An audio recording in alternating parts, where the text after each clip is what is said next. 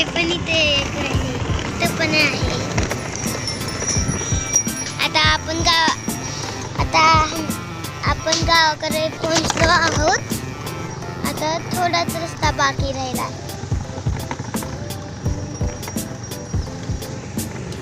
तुम्हाला दाखवणार आहे की या मुला कसं करत आहेत आणि इथला रस्ता खूपच बेकार आहे. असे दगड आहेत.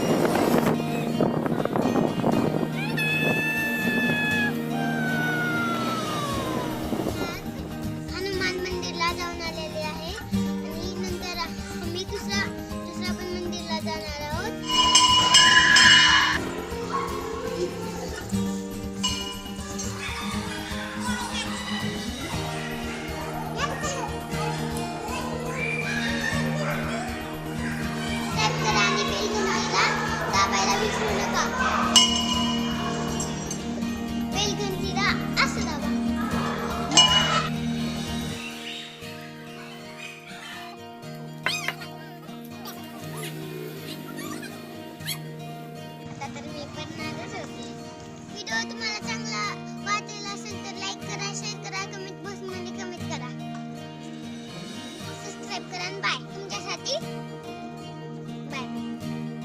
हॅलो, नमस्कार मंडळी, welcome back to my channel.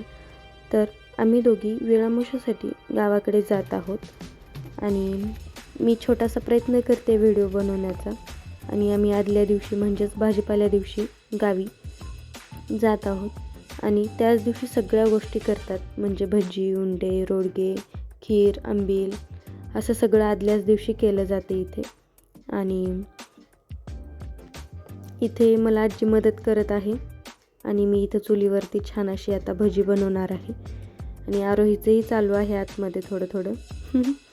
आणि सुरुवातीला तुम्ही व्हिडिओ पाहिलात तो व्हिडिओ या अगोदर म्हणजेच 3 वर्षापूर्वीचा व्हिडिओ आहे आणि तेव्हाच माझं चालू होतं व्हिडिओज वगैरे बनवण्यासाठी, पण काही कारणानिमित्त मी तेव्हा कंटिन्यू नाही केलं. आत्ता वाटतं पण ठीक आहे, तेव्हा नाही झालं तर काय झालं, आता नवीन सुरुवात तरी करते मी, त्याचा मला खूप आनंद आहे. खरं तर आता मी इथे भज्जी करायला सुरुवात केलेली आहे आणि मला आरोहीची आणि आजीची खूप मदत झाली. आजीची अशी की हे सगळं सामान वगैरे एकत्र करण्यामध्ये हे अशी मदत झाली आणि आरोही व्हिडिओ शूट करण्यामध्ये तिची मदत झाली. आणि छान चुलीवरती स्वयंपाक करायला खरंच खूप मज्जा येत असते आणि चुलीवरचं जेवण हे वेगळंच असतं.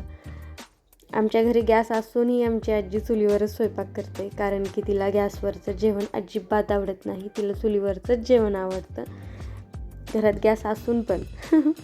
आणि छान मला इथं माझ्या बच्चूचीही मदत होत आहे व्हिडिओ बनवण्यासाठी आणि भज्जीची तर तयारी चालूच आहे आणि छान आमच्यासोबत गप्पाही चालू आहेत. आणि खरं तर हा सण मूळ कर्नाटकामधला आणि तिथे तर इतकं छान सेलिब्रेट करतात हा सण. पहाटेच ते तर आंबील वगैरे घेऊन शेताकडे हे जातात. खूप छान असतं बरं का खरं तर हा सण.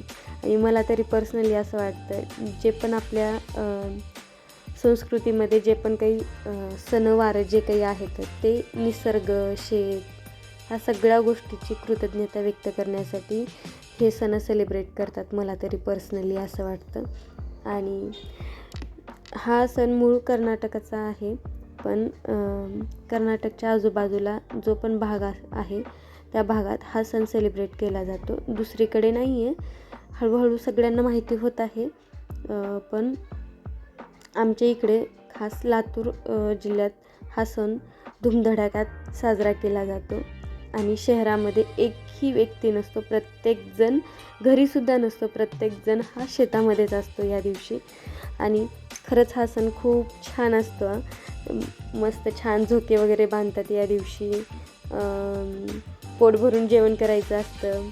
प्रत्येक आपले म्हणजे आपली मित्रमैत्रिणी, आपल्या जवळचे लोक आपल्या इकडं आपल्याला भेटायला वगैरे येतात शेतामध्ये, आपणही त्यांच्याकडे जायचं असतं. असं खूप छान साजरी करतात वेळामोशा.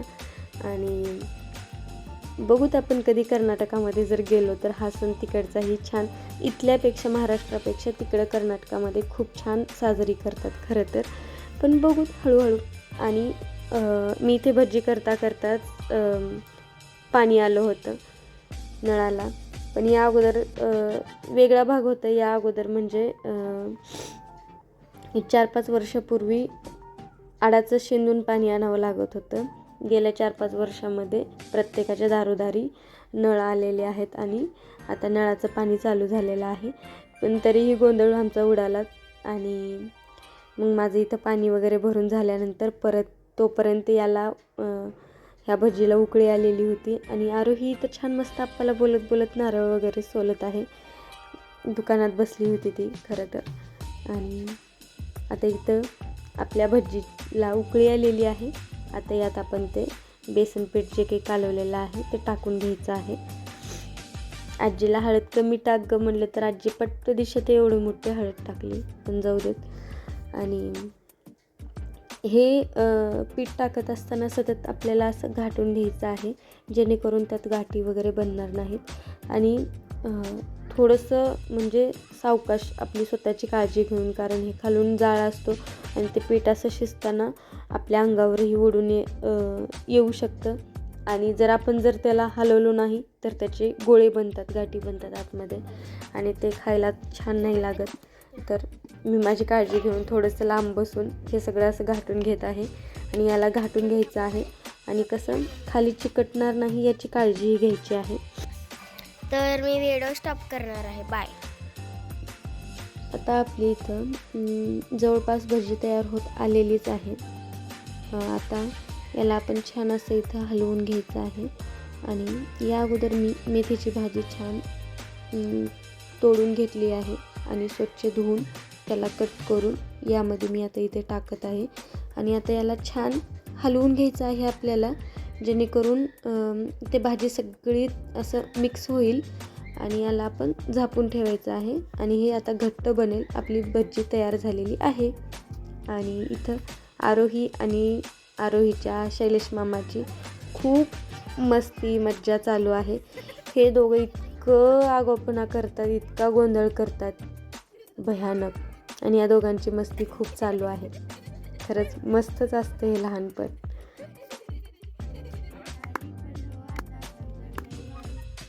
आता हा दुसरा दिवस आत्ताच तुम्ही पाहिलात. आता इथं आम्ही लक्ष्मीची आरती करून घेत आहोत आणि कोपीतली छान पूजा मांडणी झालेली आहे. तोपर्यंत इथं आमच्या शेतात लक्ष्मी आहे, तिथली आम्ही आरती करून घेत आहोत आणि त्यानंतर कोपीतल्या लक्ष्मीची आम्ही इथं आरती करणार आहोत.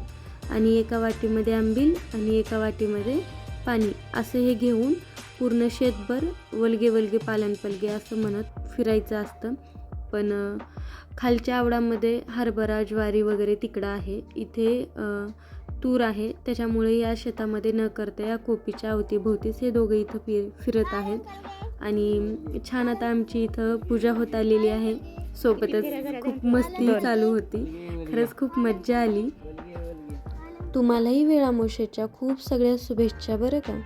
आणि तुमच्या इकडेही अशी वेळामोशा सेलिब्रेट करतात का, हे आम्हाला नक्की कमेंटद्वारे कळवा. आणि खरंच हे असे सण जे असतात हे साजरे करायला खरंच खूप मज्जा येत असते. आणि इथं पूजा वगैरे झालेली आहे आता आणि सगळ्यांचं आता इथं जेवण चालू आहे.